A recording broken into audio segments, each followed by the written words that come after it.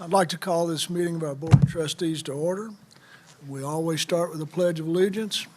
We're privileged to have General Keith Hubert to lead us in that.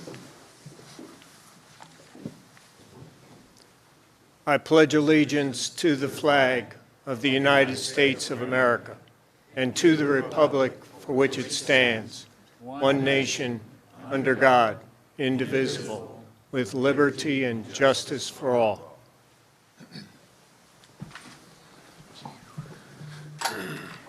General, I'd like for you to carry on a MTSU Board of Trustees tradition and introduce our honored veteran. Thank you. President McPhee, Chairman Smith, Board of Trustees, members, ladies and gentlemen. Today is a special event for me personally as I selfishly reflect upon all the opportunities in this incredible university, not only for students and athletes, but for me personally. Charity Savage, I've had the opportunity, the privilege to observe, to listen to learn from, to mentor for the last 6 years of my youthful life. That's not a joke. Her mama is watching this being live streamed right now, and I can think of no greater task than we all have as sons and daughters than to make our beloved parents proud of us. And I know her mama is very proud of her accomplishments. Her mama decided she was going to have Charity go to university. And so she earned a full scholarship 2016 to 2020 to play basketball here at Middle Tennessee State University under the leadership and mentorship of Coach Insel and become one of our Lady Raiders. So if she looks familiar to some of you, you've seen her in number 33 jersey, and you've seen her grab rebounds unlike anybody else we've had here. So her junior year, she comes to me and she goes, my mama doesn't know this. I probably shouldn't say this now. My mama doesn't know this, but if I hadn't gotten a scholarship to come to the university in either athletics or academics, I was going to go into the military. And right now, I'm not playing as much as I want. So should I go into ROTC for the last 2 years here? And so we talked about the opportunities of going into the military and the physical and mental challenges and the honor of the responsibility of serving our nation and defending our freedoms and protecting our precious families. And then we talked about the bond she had on the basketball team and the loyalty to this university and specifically to Coach Insel and the team. And so after we spent a couple hours ago, she goes, okay, let me think about this. And then she comes back and she goes, and I already had her into the ROTC program. Of course, they looked at her and said, what a leader, what a demonstrated leader. Let's put her in ROTC for junior and senior year. She goes, no, I don't want to do that. I want to continue to play basketball. And played her senior year her heart out. All conference, rated 6th in the nation overall for rebounds, always on the Conference USA academic honor roll. Her accomplishments were very significant on the court. But when I tell you this is a lady warrior, I don't say that lightly. With 5.5 years of my life in combat, I understand what a warrior is and how they deal with injuries and deaths and adversity and disappointments and how they bring themselves back to lead this team. This was the leader of that team. And so she finished her undergraduate here in biochemistry, and then we talked. She goes, gee, I still want to go in the Army. Can I do that? Absolutely. This university and the ROTC program here allows you to go and get your master's degree and then enter the Army. So next month, ROTC Cadet Charity Savage will be commissioned as a second lieutenant. She will receive her master's degree in science in biotechnology. And she will be commissioned as an active duty second lieutenant in the Chemical Corps. So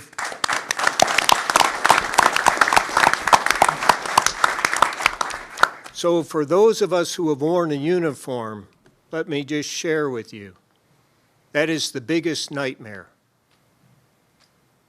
When we went into Desert Shield, Desert Storm, when we went into Iraq the first time, all of us wore completely protective moon suits for 3 days, because as we overflew Kuwait and Saddam's forces and entered Iraq, why we all felt that we were going to be subjected to chemical and biological weapons. This will be the officer that prepares and defends our nation in that nightmarish environment of chemicals and biological weapons on the battlefield. Ladies and gentlemen, soon to be Lieutenant Savage.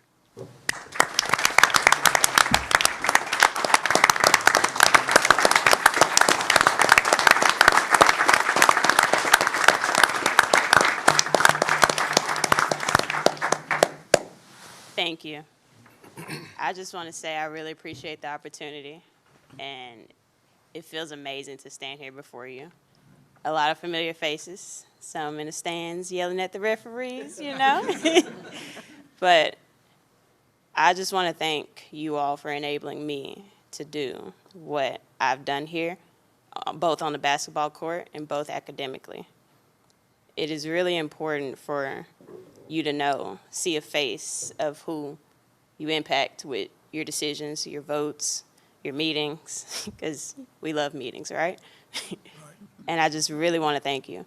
So a determining factor with me choosing to continue the path to the military after I graduated, because not a lot of people play 4 years of Division I basketball and then, just want to hop in active duty Army.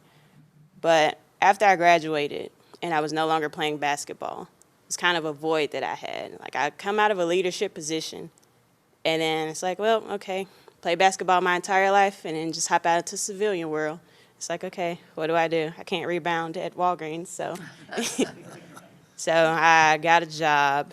I currently work at Aegis Sciences Corporation in Nashville as a quality control chemist. And it's just, I've always found myself in leadership positions. So what better way than to pay back the people who have paved the way for me to be here today, including my mom, Coach Insel, Chris Massaro, than to serve my country. So to me, it's the same as basketball. You're on a team with a mission and a common goal. It's just a little bit different on what it takes to get there, Practice looks a little different. Training looks a little different. But I will make it, and I just want to say I really appreciate every one of you in this room right now. So thank you.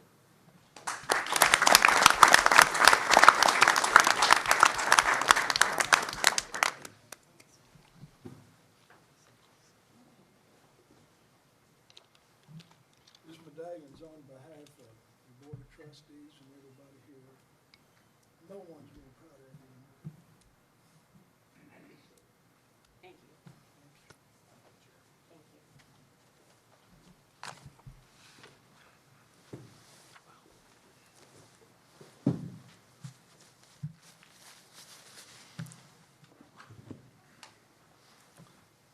They say you didn't want to follow Charlie Daniels on the Opry. I don't think anybody wants to follow that. Fantastic. Now we're going to recognize our Blue Raider basketball teams. Today we recognize great success of our men and women's basketball teams this season and postseason. And for the past 3 weeks or so, we've been on national TV a number of times. An invaluable exposure of our students and university. We're proud of you. Most importantly, we're proud of the student athletes. I'm more proud of their graduation rate than the fact we won 20 games and undefeated at home. But both of those are fantastic accomplishments. So we'd like to recognize the coaches. And I know we couldn't keep Insel from speaking if we wanted to, so we put him on here to give brief remarks. Rick, would you say a few words? And then Nick, please. I want you to go wherever you want to. Yeah. We can record you up there.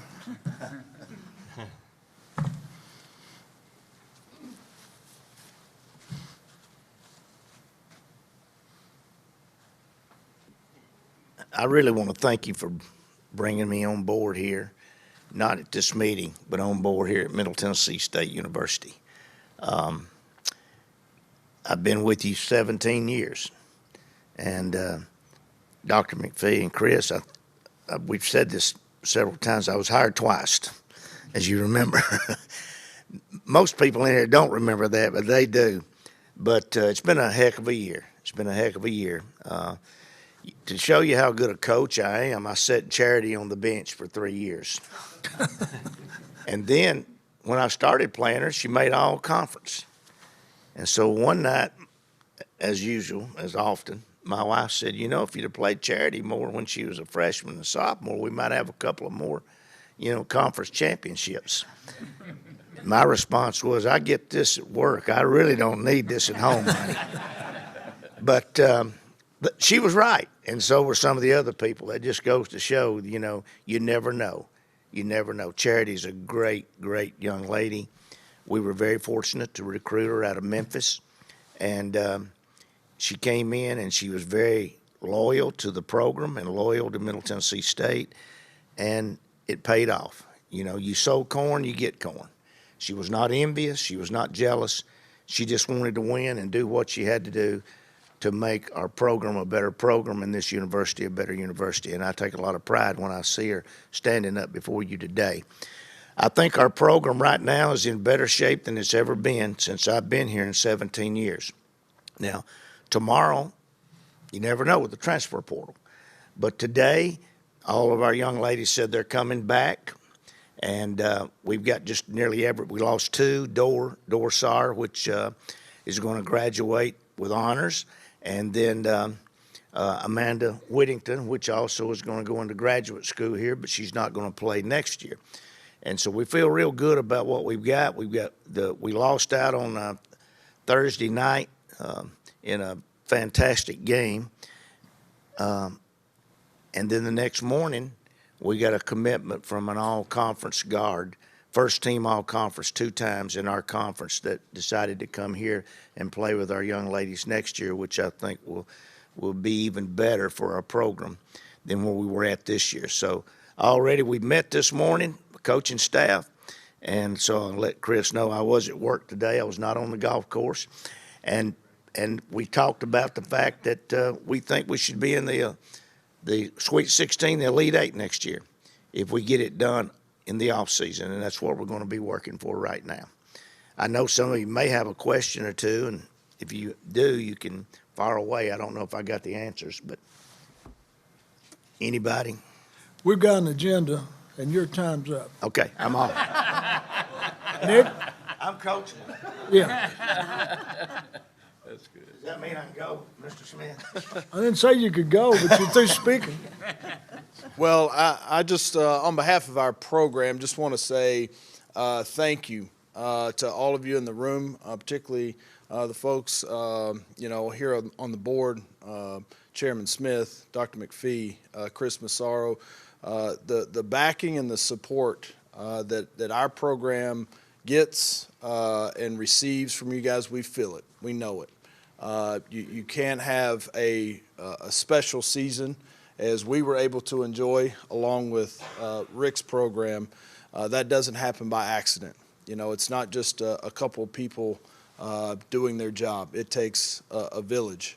And that's what we've got here at MTSU, a village of people that supports what we do. We get to play a game, and we enjoy doing it, and it's through your support that we get to do what we love to do. As Rick mentioned, it was a fun year.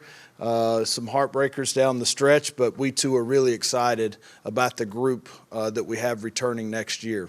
And, we feel really excited about the signees, and we've signed 2 guys back in the fall, and having those guys join our returning players really sets us up to have what we feel like is another special season next year. We were fortunate enough to not lose any this year at the Murphy Center, and we're going to try to keep it that way next year. Again, on behalf of my staff and our players, we really do appreciate what you all do for us. Thank you.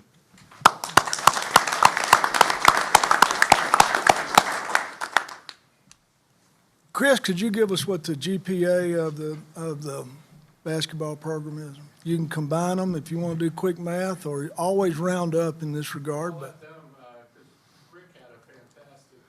Rick, what was your GPA? Cumulative was 3.6.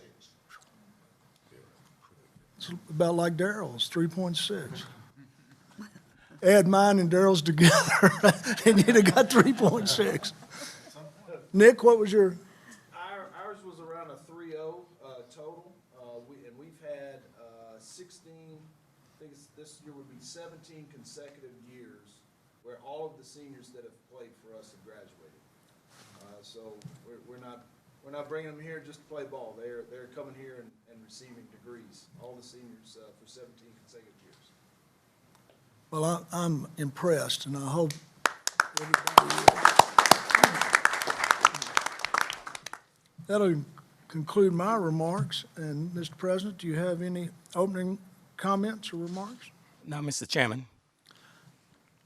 Ms. Floyd, Secretary Floyd, would you call the roll, please, sir? Yes. Trustee Baker. Present. Trustee Boyd. Present. Trustee Cottle. Here. Trustee DeLay. Here. Trustee Freeman. Here.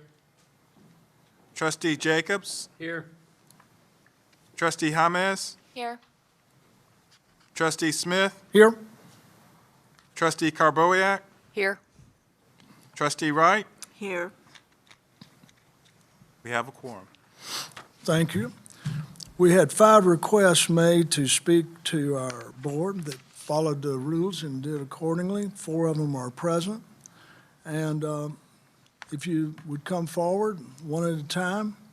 Secretary Floyd keeps the clock, and we welcome your participation, but the clock is the clock. Is anyone here?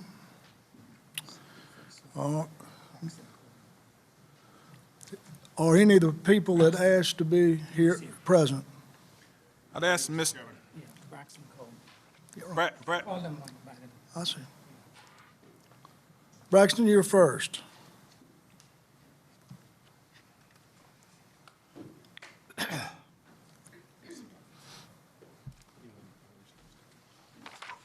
Introduce yourself, please. Hello, my name is Braxton Coleman. I'm a senior here. My face looks familiar. I spoke here almost a year to the date. So.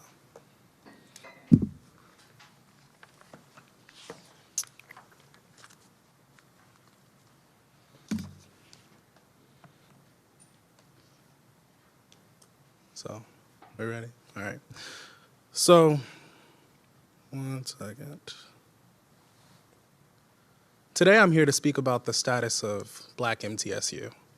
And before I go in depth into that, I've seen there's been a lot of controversy about a letter that I brought to the attention of everyone here, considering a former big donor, Reese Smith Jr., and his status on integration. So to clear up anything else, I do want to just start off by reading that in its entirety. I know it may take away from my time, but I feel like it's very important. So again, this is written October 3rd, 1962 to Senator Albert Gore Sr. in Washington, D.C. And here it says, Dear Senator Gore, I am most concerned over the Mississippi affair. When do two wrongs make one right? If one assumes Mississippi is wrong in not obeying the federal court, then the president and his most incompetent young brother is committing a wrong 1,000 times worse by using force to integrate Ole Miss. We as a nation can gain nothing by the use of force in this case. What can be gained if this Negro stays in school? We have national problems which are of the utmost importance, and yet we waste time, money, and have the entire world focused on Mississippi. I'm asking you to help in every way possible to get the troops out of Mississippi and the Negro out of Ole Miss. Only time, tolerance, and sound judgment can accomplish integration in Mississippi. You can take a mule to water, but you can't make him drink. I and many of my friends are watching your actions. Yours truly, Ray Smith, Jr. So we can talk about, was the word nigger used, was Negro used, and that's cool. But to be quite honest, the message is still the same. At that time, he didn't want black people at university. Ole Miss, MTSU, didn't matter. That was just his opinion. But if we spend all day debating semantics, then we're ignoring the true problem, which is the fact that a person who wrote a letter with this heinous language not only has a statue on campus, but also has a field named after him. In my opinion, that's very important. But I want to go into present day, right? And to put it bluntly, the university does a great job at recruiting black students, but doesn't really do much to make sure that they stay here and they graduate. That is, unless they can play some kind of sport that benefits the university. We see that in the fact that over the past 10 years, black enrollment has decreased by almost 2,000, going from 4.8 thousand to 2.8 thousand. We see that in the fact that there is almost little to no funding for programs that are dedicated to enrichment of not only black students, but also minorities in general. We're looking at the first phase of renovations for sports buildings. We get $100 million for that. But if we look at budgets in the library or any other department that's focused on students, it's usually less than $20K. And we also see that in that when we're looking at national events, MTSU tends to be on the wrong side. We look at Judge Donna Davenport, the national headline that was. And then we find out not only did she teach here, but she also gave a commencement speech, almost a stamp of approval from the university. We see that in not only things like Forest Hall, but also other building names that are omitted from the discussion. Again, we've already spoken on Reese Smith Jr. baseball field.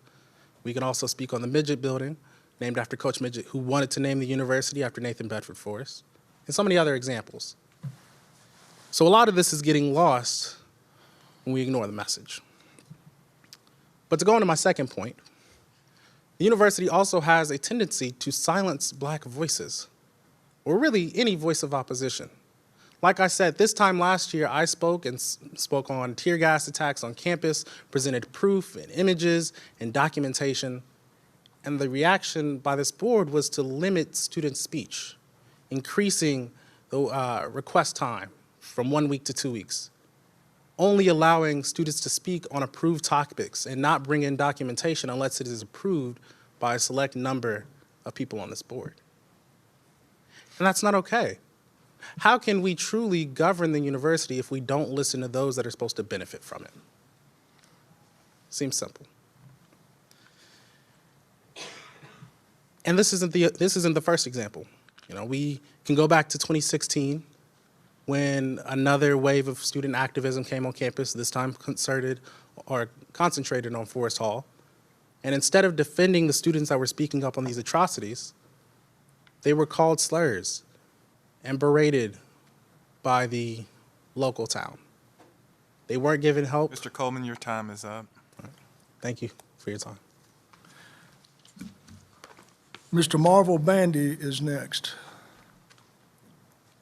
Or Ms., I should say. Mr.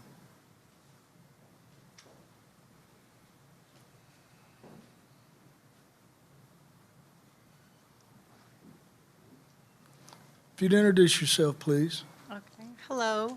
Thank you for allowing me to be here and speak. My name is Tarika Dean. I am an alumni of MTSU. So I come here to speak not only as an alumni, but also as the parent of a graduating high school senior. One of the reasons why I felt compelled to come and speak today was due to my concern. I have a senior who is looking at a multitude of acceptance letters and which school he's going to attend. And as we go through and create a whole spreadsheet on different things from enrollment to cost of tuition to the programs to African-American students' graduation rate, I'm quite concerned with what I see. And I won't go back over it because the gentleman before me just gave a lot of the statistics. What I'm here today is to say this is a concern of mine. As a graduate, I was a very active student here in student government, homecoming, Greek life. I enjoyed my time at MTSU. It's a different world from what it was back then. And I want my son to have the same experience at whatever university that he attends. And in looking at it, we have pause. And I thought that I should come here to let you know that there is a hesitation on my part as a parent and even him as a student, because ultimately we want him to be a successful student. I don't want him to just attend MTSU because it's my alma mater. I want him to attend because this is the best place for him and he'll be successful. And more importantly, he'll graduate. And that's something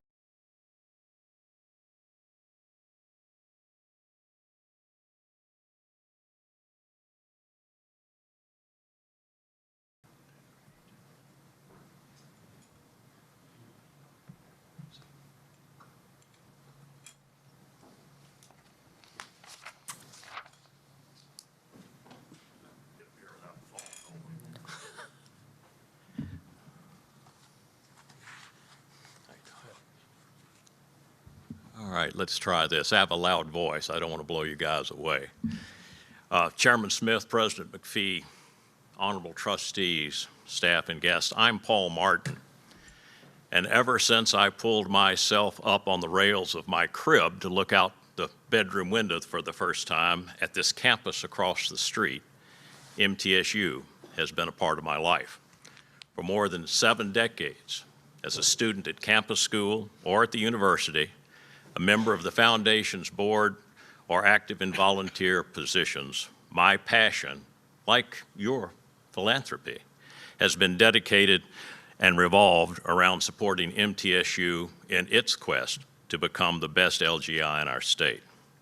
I've known every president since 1950, half the folks whose names are enshrined on our buildings, and have served as a trustee to the Southern Association of Colleges and Schools, the accreditation body for MTSU, and 850 other institutions of higher learning. Oh, I watch your must-see TV meetings, yet I bring you congratulations to you and President McPhee for MTSU's incredible growth and accomplishment. 20 years ago, Dr. McPhee visited my brother Lee and I to discuss a vision for a permanent home of the Honors College. He articulated clearly his desire to move MTSU to the forefront of Tennessee's higher education system by focusing on enhancing the academic reputation of the institution and improving the quality of our students. He convinced us, we wrote the check for Tennessee's first honors college building, and Dr. McPhee has never wavered from the vision he articulated that night. His fidelity to that vision and the success in implementing it is not just my opinion. MTSU has been repeatedly recognized in many national rankings, including the Princeton Review, Forbes, and as one of the country's top universities. And just over 1 week ago, MTSU became a Tier 2 Carnegie Research Institution, an achievement realized by only 3% of the nation's roughly 2,500 institutions of higher learning. Congratulations to this board and Dr. McPhee and Dr. Butler. The administrative staff enthusiastically embraces this vision. Having worked with many of those he has attracted to serve here, I know that they are empowered to lead by Dr. McPhee. Their job satisfaction is high, and their dedication to students is unequaled. A perfect example is MTSU's spectacular success in handling the COVID crisis.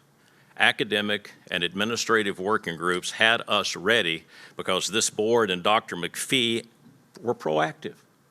He didn't wait. MTSU's handling of the crisis was the ideal for the state and received national recognition when our university was invited to the White House to share its successful leadership formula with the nation. The Tennessee taxpayers' recognition of our emergence as Tennessee's preferred LGI is confirmed by the $1 billion+ spent on campus facilities. But there is an intangible leadership quality that I value above the bricks and mortar. It's the unexpected humanity we might overlook, but to those touched by it, it changes lives. All of us have seen Liz and Sydney open their homes to students from areas impacted by natural disasters, offering them a meal, someone to talk to, and an assurance that they are not alone. I've met students who chose MTSU because upon meeting our president, they knew that their success was his primary goal. And I know a president whose central theme is a commitment to the success of every student. The newly discovered national attention directed to providing for the needs of our minority populations and those who are economically disadvantaged is old news at MTSU. It's been my consistent observation over 20 years that President McPhee and his wife are passionate about helping students in need and are highly effective in their personal efforts at bringing others, myself included, to the table to join them in fundraising efforts like our local MLK Scholarship Program. They are making a difference. I add my congratulations to the local NAACP's recognition of President and First Lady McPhee's efforts in expanding opportunities for underserved students. Whether defined by age, race, their military service to our country, even those that come from other countries, MTSU has maintained the resources that allow every student an opportunity to flourish and succeed. I well know the challenges that higher education faces from SACS and can tell you I assess MTSU's results from that perspective. We are lucky to have this administrative team led by Dr. McPhee. Thank you very much for your time. Go Big Blue! Next on the agenda is the approval of last board meeting's minutes. Are there any additions, subtractions, or suggestions on the minutes? Mr. Chairman, I'd like to suggest a correction to the minutes, please, sir. Floor is yours. Thank you. Earlier speaker, Braxton Coleman, read a letter from Reese Smith Jr., but he didn't read the email that we received from the director of the Gore Center, and I know I'm going to butcher his name, but Louis Curry Odusis. I'm sorry. I apologize. Thank you. So I apologize for that. So he provided to Dr. McPhee, President McPhee, a context for this, a cover email, and also a detailed memorandum about this. And additionally, Dr. McPhee and the director shared that with the board back on December 22nd of last year. So I'd like to read this into the record so it'd be a part of the official record, and also put in context the letter that the gentleman read earlier. So the cover email says, "Dear members of the MTSU Board of Trustees, I am the director of the Albert Gore Research Center here at MTSU. I am also a historian and member of the history faculty. In my capacity as custodian of the papers of Senator Albert Gore Sr., I composed the attached memorandum identifying misrepresentations of a letter contained in the papers of Senator Albert Gore Sr. that were made by Dr. Jewel Wynn in her presentation to the board at the December 8, 2021 meeting. I sent this memo to Dr. McPhee at my own initiative this morning. Dr. McPhee has asked that I share this memo with you being the board, who this is addressed to. I hope this helps set the record straight on this document. Thank you for your service leading our fine university. Very best regards from the director." And so the memorandum itself, also dated December 22nd, 2021, related to Reese Smith Jr. letter of October 3rd, 1962. The memorandum reads, "The Reese Smith Jr. letter to Senator Albert Gore Sr. in the papers of Senator Gore at the Albert Gore Research Center has been misrepresented by a speaker in the most recent meeting of the MTSU Board of Trustees. An image of the letter is appended to this memo. I want to set the record straight." That is the director speaking. "I want to set the record straight. By way of qualifications, I'm not only a professor of history and director of the Gore Center at MTSU, I also served for 7 years as director of the Center for Oral History and Cultural Heritage at the University of Southern Mississippi, the leading oral history archive for the study of the Mississippi Civil Rights Movement. I'm a recognized authority on the Mississippi Civil Rights Movement." At the December 8, 2021 meeting of the MTSU Board of Trustees, Dr. Jewel Wynn claimed to quote from Mr. Smith's letter by making this statement. And the statement reads, "Why the MTSU baseball fields named after a known segregationist who wrote a letter to Senator Albert Gore asking when will they get, quote, the N-word," not going to say that, "out of Ole Miss, and please pardon my vernacular, but he wrote it, I didn't." First, nowhere in the letter is the indicated racial epithet used. That is simply a fabrication. Second, Reese Smith is not a known segregationist. This, too, is a fabrication. This letter does not advocate for or defend segregation. Mr. Smith expresses his concerns about the deployment of troops in Mississippi and the lack of confidence in the judgment of the then U.S. Attorney General Robert F. Kennedy. He raises issues about the use of force and the best means of enforcing compliance with federal court orders, and at a higher level, the best means of achieving integration. Historical context is important. Smith penned the letter 3 days after deadly riots rocked the University of Mississippi. These and other events in the civil rights movement at the time sparked a national debate over the best means of dismantling segregation in the South and promoting integration. Mr. Smith is participating in this debate. In fact, Smith clearly expresses support for integration. He says so in the letter by concluding, "Only time, tolerance, and sound judgment can accomplish integration in Mississippi." Indeed, Smith offers his low opinion of Mississippi's segregationist leadership by further writing, "You can take a mule to water, but you can't make him drink." While Mississippi, of course, is the mule, this is clearly not meant as a compliment. So he concludes this memorandum by saying, "I hope this offers some clarification, correction, and context about this historical document." And I won't read the letter since it's already been read earlier by Mr. Coleman, so I would like to suggest the minutes reflect that this is an addition to those minutes, please. Is there a second to that? Second. Further discussion? So this is a point of clarification. Secretary Floyd, is that something that is acceptable for those minutes, or is that something that needs to be reflected in these minutes?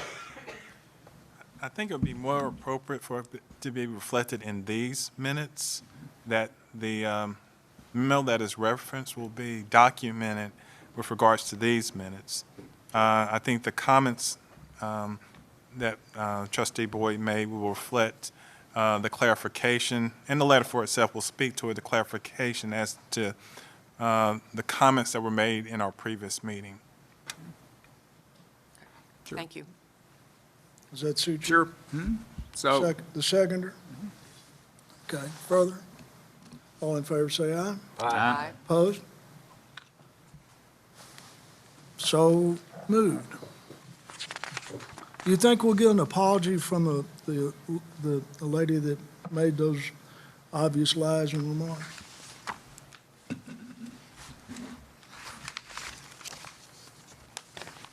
That's what I thought.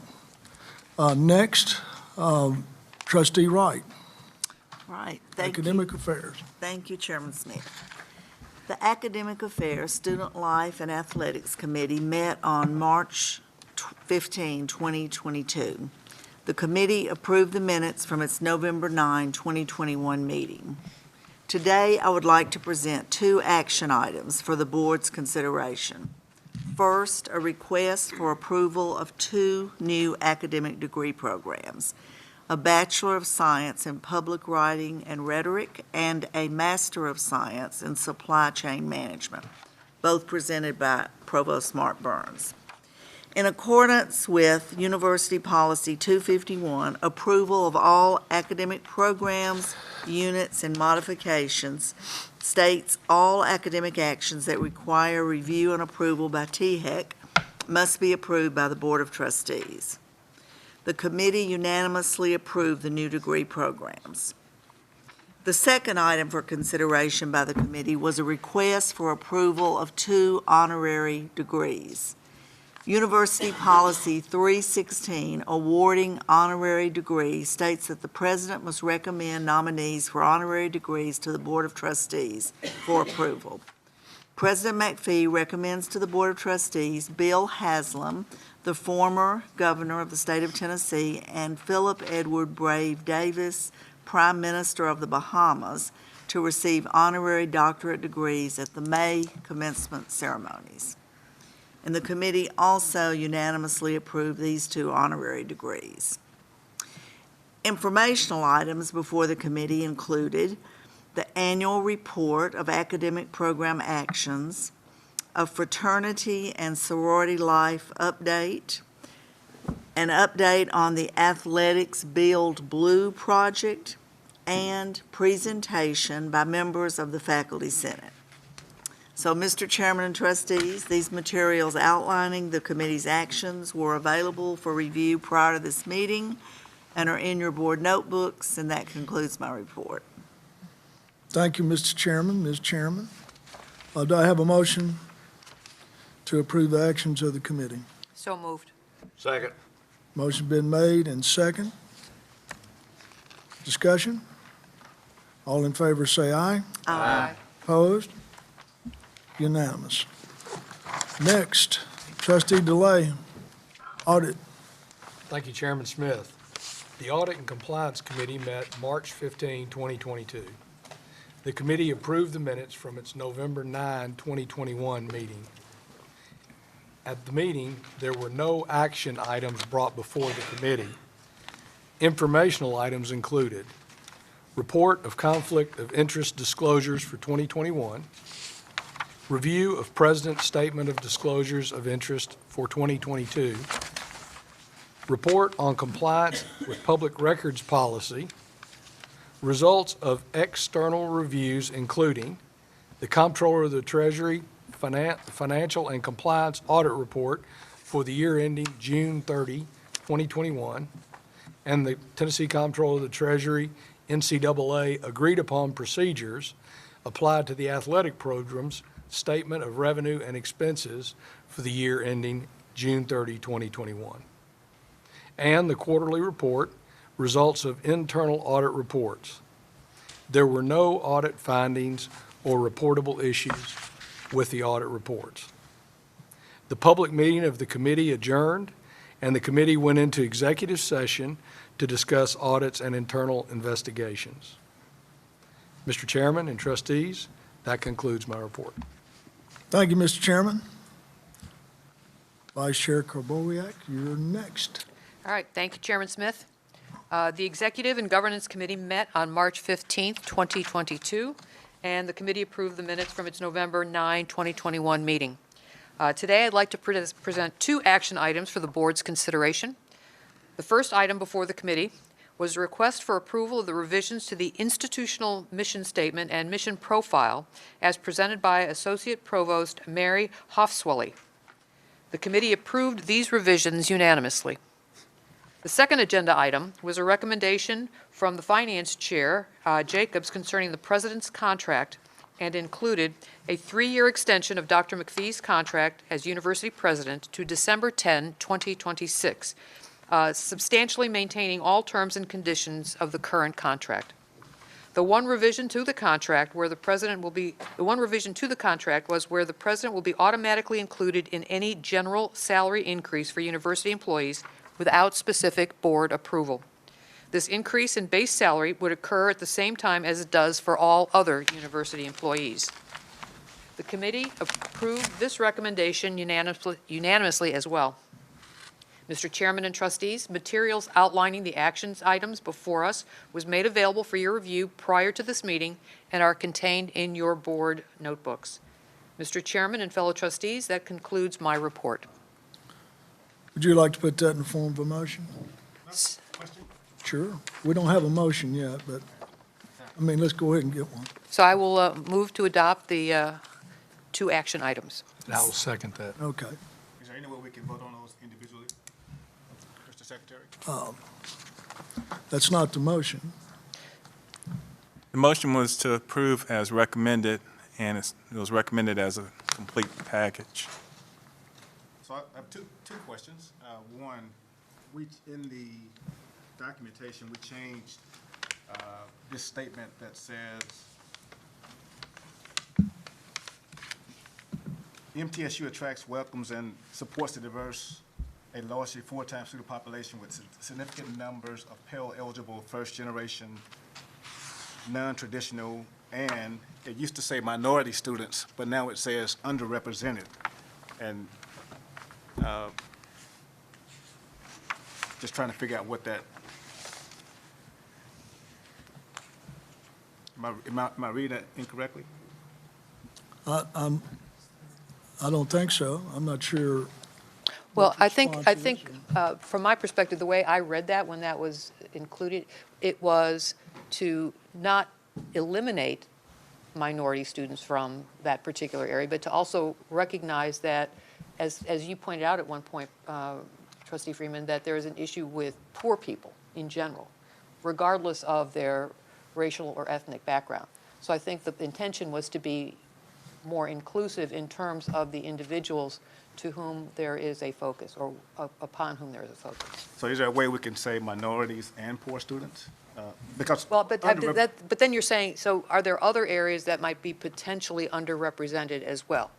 So for a long time, women were underrepresented. And so, you know, one could argue in certain areas, women continue to be underrepresented. I agree. And so my thinking, my read of that, now that's just one person's opinion, Yeah. is what we're saying here is we want to make sure that we are inclusive of all those who are underrepresented. That would be my translation of that. Okay. As a minority, I feel differently. Wouldn't, As a female, I feel differently. Yes. well, so Daryl. Is there would another you- do you have No, no, another no, no, question? no. Okay. Daryl, are you not wanting to include sexual orientation as well? That's true. Or you want to simply include minorities? Well, we could include minorities and others. I mean, that's a possibility. For me, to strike out minority just feels like, as a minority, it feels like that we're removing an emphasis. on So minorities. But hey- perhaps there's a way to be inclusive, because I understand your point.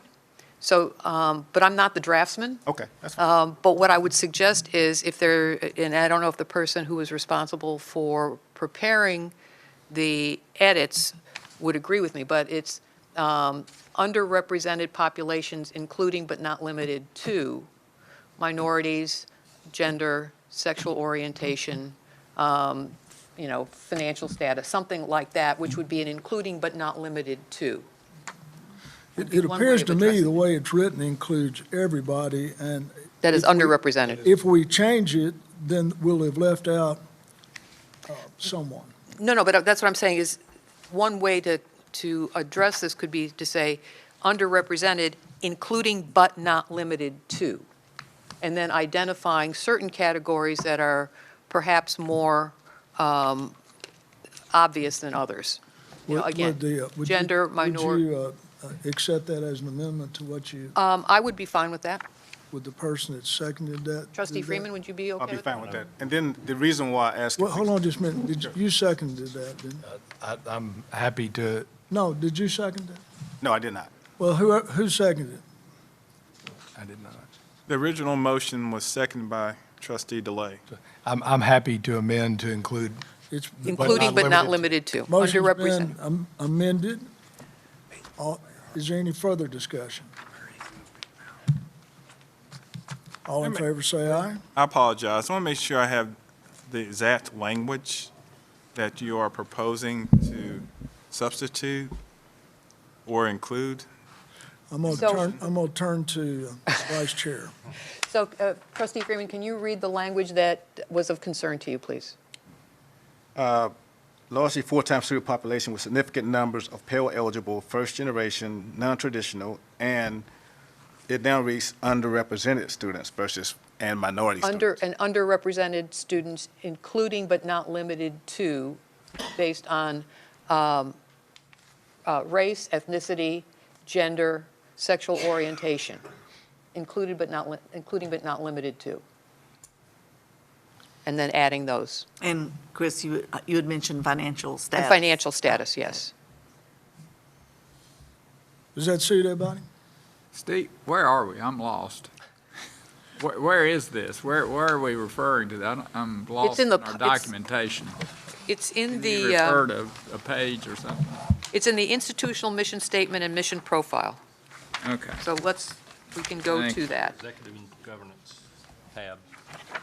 Can you reference which page Yeah, is it's, it on? There's a red line. Okay, thank you. there's no page numbers, but it's under Executive and Governance Committee, and then it's 3 pages in. 3 pages in? Okay. Red line version and a final. There you go. Is it- Everybody, that suit everybody? Motion been made and seconded. All in favor, say aye. Aye. Aye. Opposed? Nay, oppose. Okay. You don't like my change? Well, I think there's 2 things in the motion. One is a contract and one is this. Oh, okay, I see. And I don't agree with the, Well, there excuse me, for clarification, point of order here.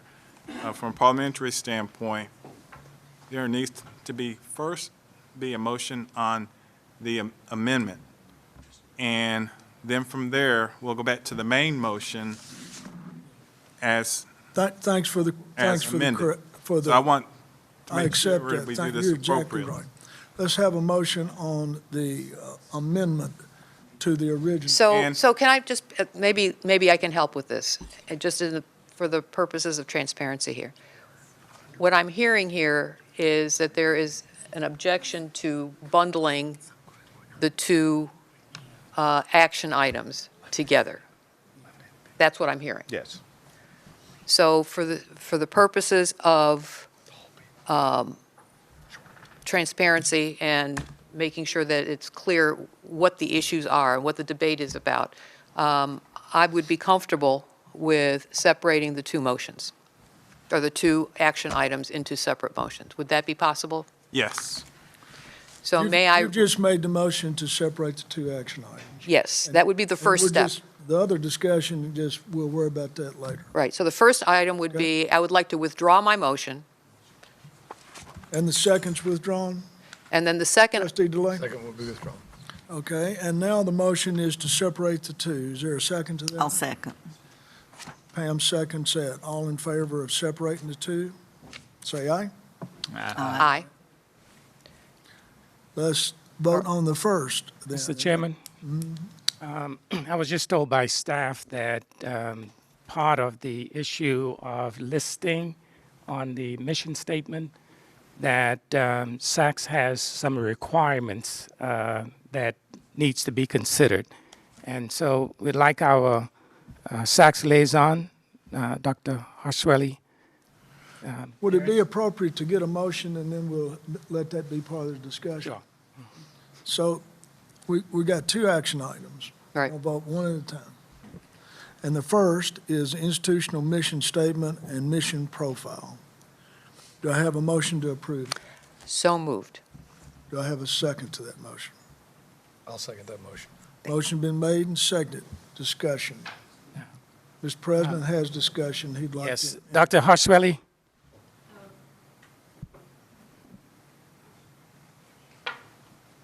Thank you. President McPhee, thank you, trustees. Might want to- Oh, thank you. I will come up. 220. No.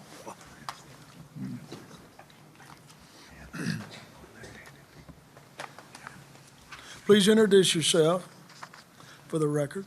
Certainly.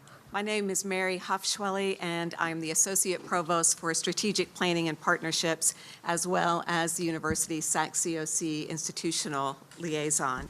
I was part of the discussion in the university's planning committee that led to this revision of the institutional mission profile, which is a bit separate from our mission statement, but we are required by THEC every year to review and update, revise as the university deems necessary, this institutional mission profile. I will, to comment directly, Trustee Freeman, to your concerns, the committee members felt that the designation here was not inclusive of all possible members of the university community who might need to be afforded not just a welcome, but also support by the university once they are here. And so we use the term underrepresented, which is an accepted term for including all people who might not be represented properly in relation to our communities here at the university. And so it addresses and includes categories that we cannot explicitly ask students or faculty or staff to disclose to us. You know, we do not ask our students about their income, for example. And so when we use the term Pell eligible as an indicator of students in financial need. And underrepresented students, that would include all of the categories that might need to be protected and supported here at the university, but about which we do not have any data about, that would identify specific students. And so I think it's meant to be more inclusive. It's not meant to say, oh, we're going to set aside one group or multiple groups of people, but rather that we are looking at all groups who would potentially encounter discrimination or a lack of support if we were not being aware of these issues here on campus, which I think means that we are trying to work towards some of the goals, some of the shared goals. Thank you. Does that? Yeah, I think Trustee Koboyak put in Well, I guess that would be my question, Doctor.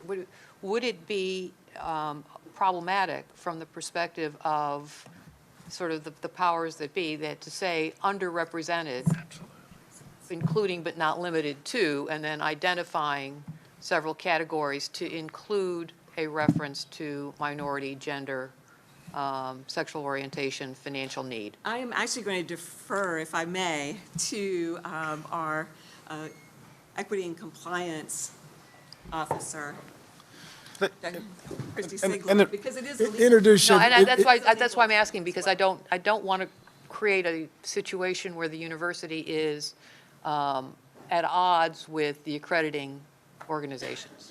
Certainly. So I'm Christy Sigler, Assistant to the President for Institutional Equity and Compliance. And I am on board with what Dr. Hufschwelle was just explaining, and I understand that need for everyone to feel represented in the language that we use in our documentation, because people are going to look at that and want to make sure that they see themselves in what we're saying. But the use of that word underrepresented is meant to be more inclusive. The issue with the particular language that has been presented as a possible amendment is that we can't ask people what their sexual orientation is. So it's nice to say that we're including individuals with a variety of sexual orientations, gender identities, all those things. And we certainly want that to be part of what we do. We just can't ask people how they identify for those things. And so there's not really a way to measure, are we, actually achieving what it is that we're saying in that statement. So we can say we want to be representative of, as an example, sexual orientation. There's no way for us to adequately measure that, because those aren't things that we can ask about, in the same way that we ask for people to identify their own race, and other factors that are protected as far as we look at for equity and compliance. Does that make sense? So are we happy with your motion, or do you want to? Well, I understand what you're saying, but I guess my question is, we're not saying here in this particular language, and I don't want to be argumentative about this. I just want to make sure that I understand. No, it's clear. The point being that we're not asking people here to self-identify. What we're saying here is that the university supports, okay, underrepresented students, including but not limited to those who identify as by their sexual orientation, by their religious beliefs, by their financial situation, by their gender, by their minority status. So, I mean, I don't think we're asking them to identify in this language. I think what we're simply saying is that the university supports these underrepresented groups, which include but are not limited to these categories. Okay. Trustee DeLay, you have a question? May I offer, after listening to Dr. Hoswally and Dr. Sigler, that I think we might have made this more complicated. The word underrepresented may be a much more inclusive and accurate description. Upon reflection, if we begin to delineate, do we not need to think through every delineation? Could be handicap, could be different types. My concern is that by trying to recraft specific lists of potentially underrepresented, we're going to leave someone out. Well, that's my point is to say including but not limited to. That's the reason for that particular phrase.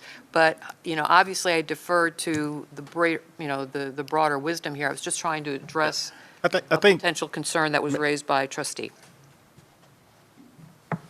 Yes, sir. so. Being the only minority on this board, the reason why I wanted to keep the word minority. I'm sorry. One more. The second minority on this board.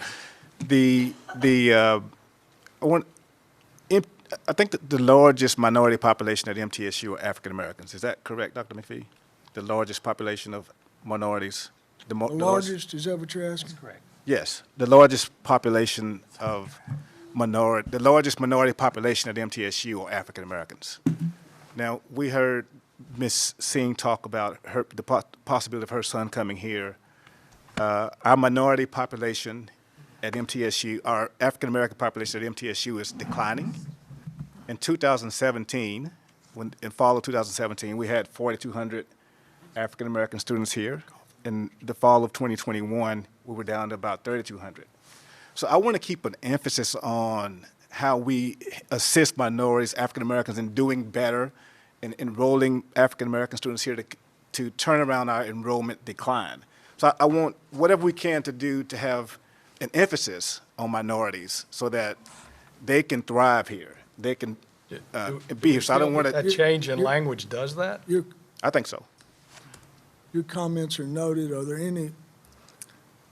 If I may, sir, just to be clear, Only if you ask a question. How about that? could we use the language LGBT plus community when we're referring to? I think we can debate the language for another hour and a half. I think that what language has been proposed is fine, and I think the language we're adding is redundant and unnecessary. But I only got one vote, but I think we're not here to debate the language. I mean, we're happy to, but we've had one shot at the thing, and if you want to make a motion with another shot at it, fine. And I appreciate your work, but you can't make a motion. Well aware, sir. Okay. So we have a motion that's been made. It has not been amended. So the motion's made with the underrepresented word. The motion has been made is what's written in our stuff. The motion pending reflects what was approved before the committee. Correct. That's right. Correct. And it's been seconded. Does somebody want to amend that, or do we want to vote on that? Flip a coin or do whatever. I call the question. Motion's been called. All in favor of the motion, let's say aye. Aye. Opposed? Oppose. The next part, we separated the two, and the next part is President's contract. Do I have a motion on that? So moved. Have a second. Discussion? I apologize. Who was that second? Thank you. Discussion? All in favor, say aye. Aye. Opposed? Oppose. So noted. Trustee Jacobs, wake up over there. I'm awake. Trying to follow. Thank you, Chairman Smith. The Finance and Personnel Committee met on March 15, 2022. The committee approved the minutes from its November 9, 2021 meeting. Today, I'd like to present 3 action items for the board's consideration. The first item was a request for approval of the permanent appointment of Assistant to the President for Community Engagement and Inclusion by President McPhee. Following a national search, Dr. McPhee recommended the appointment of Dr. Monica Smith as Assistant to the President for Community Engagement and Inclusion. The committee unanimously approved this appointment. Next, Vice President Thomas presented a revision to Policy 611, Financial Performance Review. The policy revision provides that the Composite Financial Index, or CFI, will no longer be submitted to the board as an annual informational item. Instead, individual ratios and overall CFI score will be compared with other LGIs provided to external agencies requiring submission, such as the Department of Education, and used to assess whether any revisions to the budget need to be made. The policy was revised by the committee to state individual metrics requiring revisions to the budget also be presented with the budget recommendations. The policy included in your materials reflect this change. The committee unanimously approved this change to Policy 611. The last action item put before the committee was the amended capital disclosures for fiscal year 21-22. A new disclosure was added for the Phillips Bookstore Improvement Project. 3 informational items were presented to the committee and included an update on the governor's budget and legislative budget hearings, an update on federal stimulus funding, and a presentation by members of the Faculty Senate. Mr. Chairman and trustees, the material outlining the action by this committee were made available for your review prior to this meeting and are contained in your board notebook. Mr. Chairman, that concludes my report. Do you make the motion to approve those? I will. Thank you. Do I have a second? Second. Motion been made and seconded. All in favor, say aye. Aye. Dr. Smith is here. Well, my notes say would you like to say a few words? Certainly not necessary, but we'd like to hear a few. A few.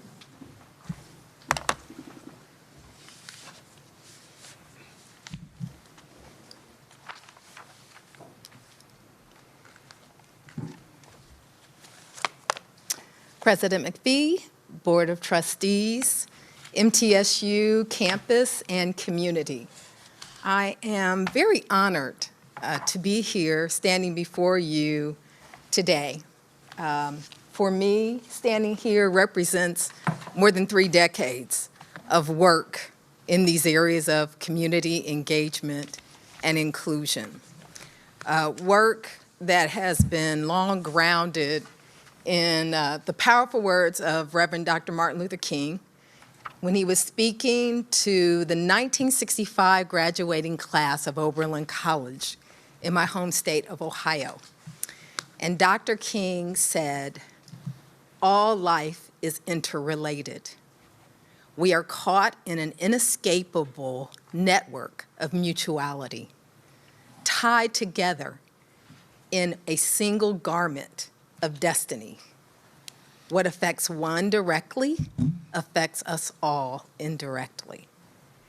Those are the words and the spirit that has guided my work, and it will continue to guide my work as I'm excited to work with this committed team of dedicated professional higher education leaders under the time-tested and proven leadership of President Sidney McPhee. And I thank you for this opportunity. Thank you and welcome.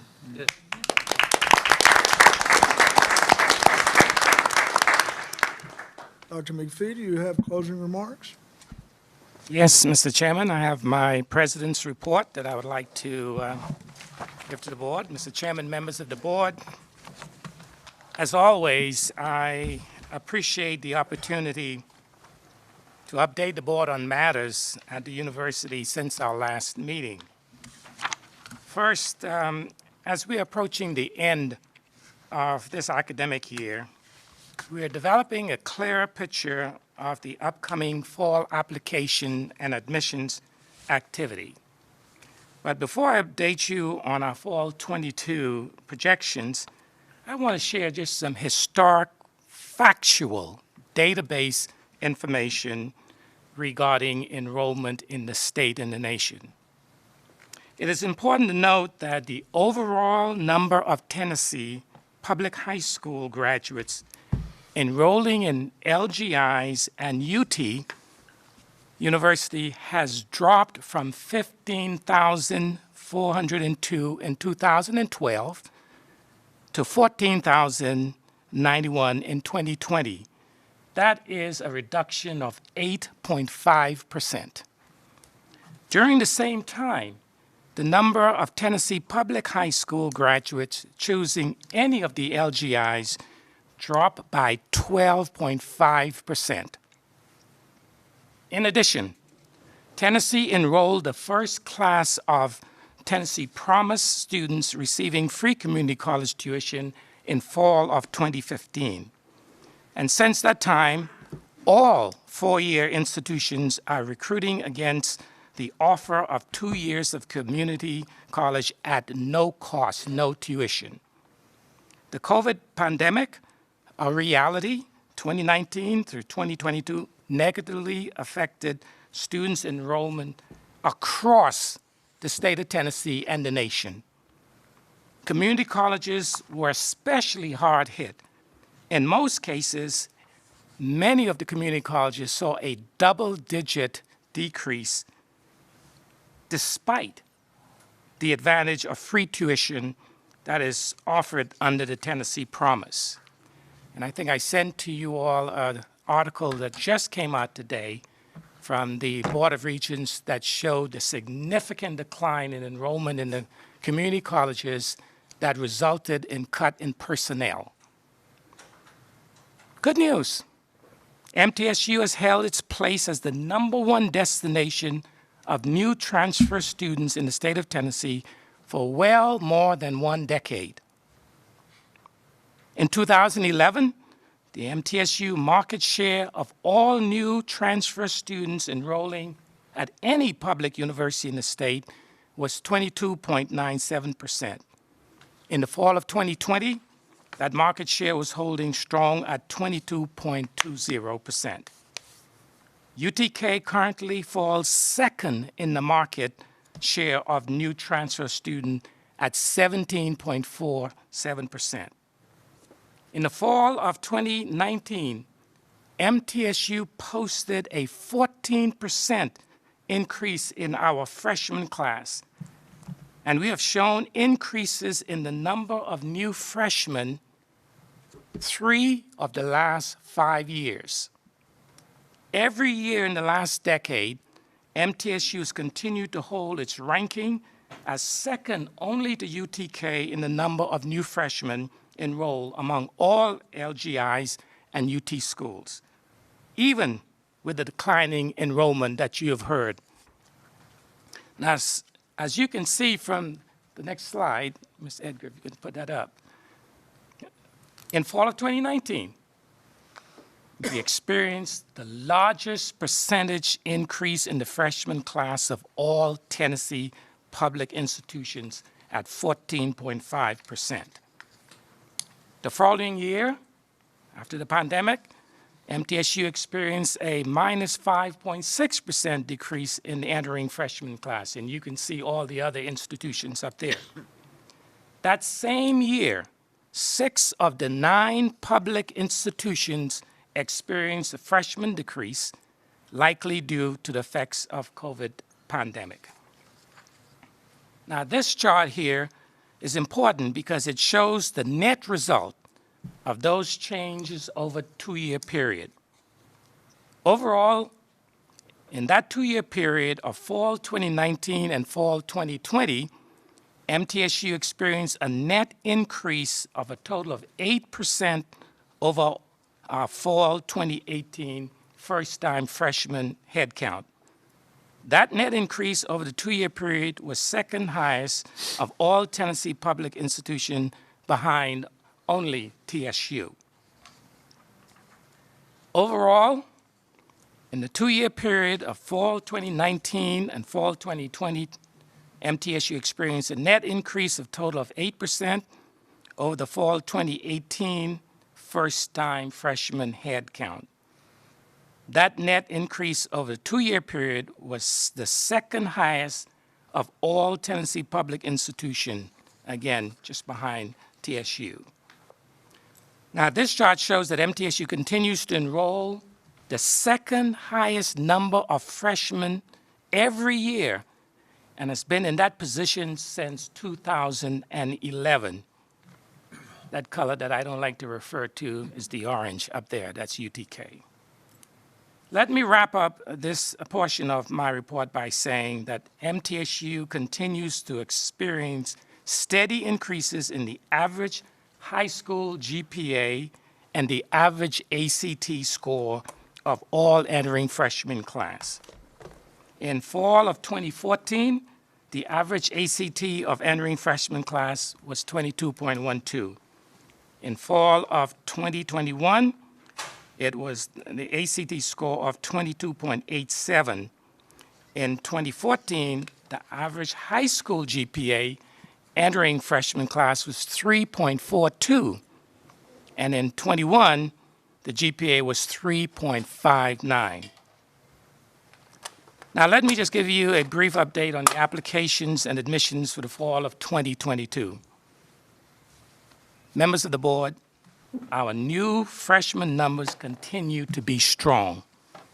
Our transfer numbers continue to reflect an enormous decline in enrollment experienced by the community colleges over the past 2 years. And remember, over 52% of our students are transfer students. So when there's a significant drop in the enrollment of the community universities, we as a university see the greatest hit because we have the largest number of transfer students. It's not because students are not interested in the university. It's a declining enrollment not only in the state, but nationwide. Overall, as of April 1st, just a few days, we've admitted a total of 9,638 new undergraduates for the fall of 2021. This is an increase of 18% over last year on April 1. This is also an increase of 7% over April 1st, 2020, which is the pandemic year numbers. Now, to achieve this level of performance in spite of some of these external factors that MTSU and other institutions have no control over, it certainly takes a great team and many dedicated individuals. So I want to thank Dr. Deb Sells for her leadership and her staff, her admission staff. As you all know, we hit the road, including myself and many of our faculty, and we traveled to over 14 different sites, both within the state and around 3 other out-of-state areas for recruiting. So we understand the challenges, and as you can see, the university still continues to draw significant interest among new freshman students and hold its own among LGIs. Mr. Chairman, trustees, you will also recall, just to talk a little bit about the R2 presentation that the provost mentioned during the committee meeting last month, that we recently earned the designation of an R2 university. This is a significant milestone event for the university, as transformational as an evolution from a normal college then to a university. And today I've asked Dr. David Butler, he and his staff have done incredible work over the years working with the faculty. He's the dean of our graduate school, to share very briefly with you the significance and what this means for the university and this community. Dr. Butler. Good afternoon, Chairman Smith, Board, and President McPhee. I'm David Butler. As the President said, I actually have two titles. I'm Dean of the College of Graduate Studies and Vice Provost for Research. And so I report to this man here who reports to him, and we're going to talk about the Vice Provost position here. So Carnegie classification, every 3 years, the Carnegie Corporation places universities into one of multiple categories. The top 3 categories in their classification schema are the 3 right there, also known as R1, R2, and R3. And those are the number of universities that fall into these categories. We as an institution, from the previous 3 years and for the history of our institution, have now moved from R3 up to the R2 level, which is a great accomplishment and is very significant. The criteria by which we moved are we have to have 20 PhD doctorates between 1919 and 20, which is the data, 2019 and 20, and over $5 million in total research expenditures. So that was the year by which they looked at the data and made a determination. You'll see there on the right, that's the amount of research funding we've had going from 2010 to 2020. There's a slope right there, the line showing the increase. And on the left, you'll see that it's our faculty that are driving this change, this positive change. Over 5 years, 202 faculty submitted grants and contracts that got us to this level. The faculty drove this change over time. Additionally, faculty led the dissertations, the doctoral dissertations, and chaired those dissertations to get our graduates out. In the past 5 years, 106 faculty also participated in that. So that is what led to this change, moving from R3 to R2. If you look within the state, the LGIs, these are their rankings. And you'll notice that little bar. We are the ones, we moved, MTSU moved, and Memphis moved from R2 to an R1. And you'll see the UTK, the flagship, an R1, UT Chattanooga, R3. That's where we are within the state, with Austin Peay being the R3 in the LGI system. So what does this mean? It's important for our reputation. I hear the term R2 every day during interviews. I hear it when students are trying to come here. I hear it from faculty that are trying to get a job here. I hear it from people in the community. They're excited about this opportunity and this change. I expect higher quality applicants for faculty positions, higher quality applicants for graduate school, and also for undergraduate. There are many international students that would not apply to a university unless they're at a certain higher level in terms of research. We will have increased with those. We will also have more partnership opportunities for grants and contracts because we are a higher level institution and you want to partner with the highest level person possible. We also will have a better review. Even though most of these reviews for grants and contracts are blind or double blind, there is institutional bias with a higher the more likelihood of your being able to pull it off. And so we will have a better access there. We also have more access, potential access for state and federal dollars. When we're in DC looking for research dollars, when we're on the Capitol, our research level makes a difference going after research dollars. And the last and most important part is research can become an additional revenue arm for the university. Primarily, we are a tuition followed by state funding formula. The third avenue, which we can grow, is in research revenue for the university. And that concludes my presentation. Thank you very much for your time. Thank you.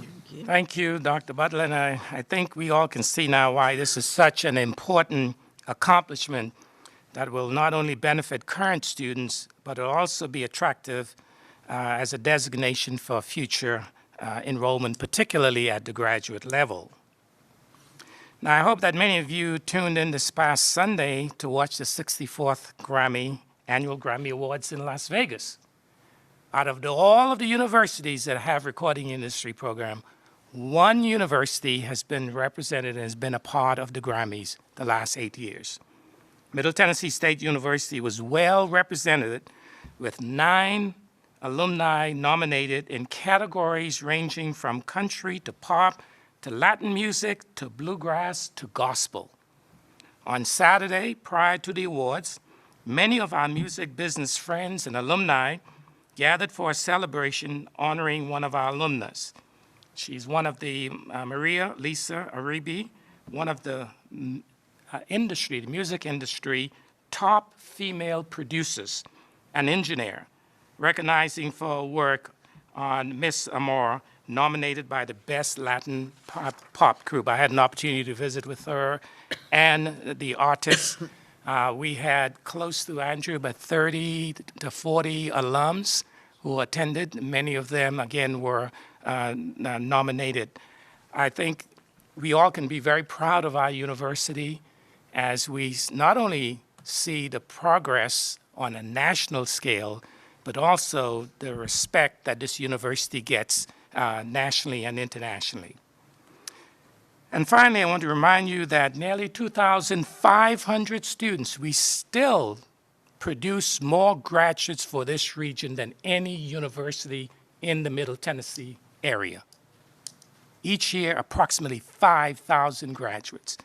And certainly, we'll be having our three graduation ceremonies on Saturday, May 7th.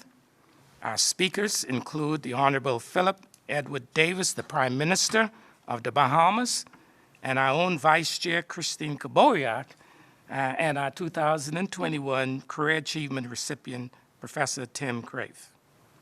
Now, during the morning ceremony, the Prime Minister and former Tennessee Governor, you've heard earlier, Bill Haslam, will be the recipient of the Honorary Doctorate of Philosophy degree. You'll be receiving a little bit more details about this.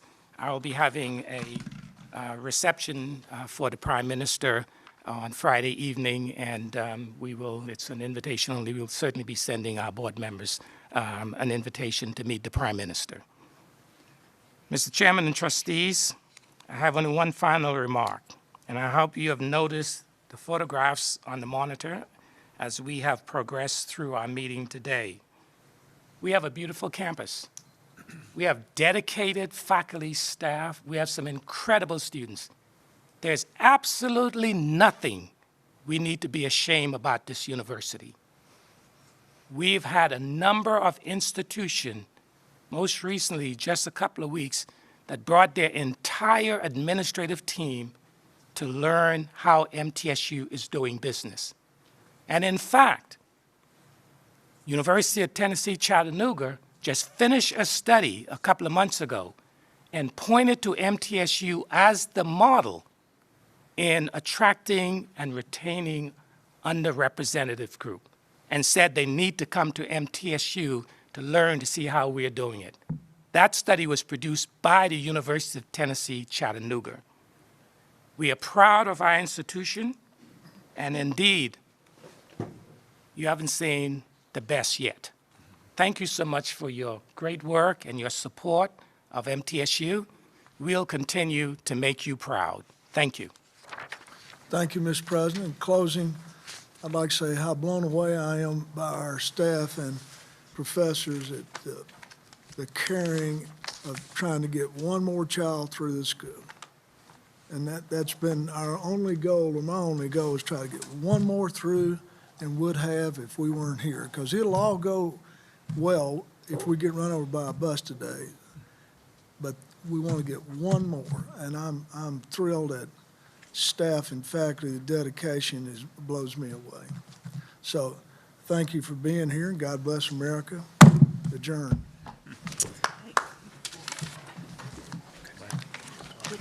No, you're good.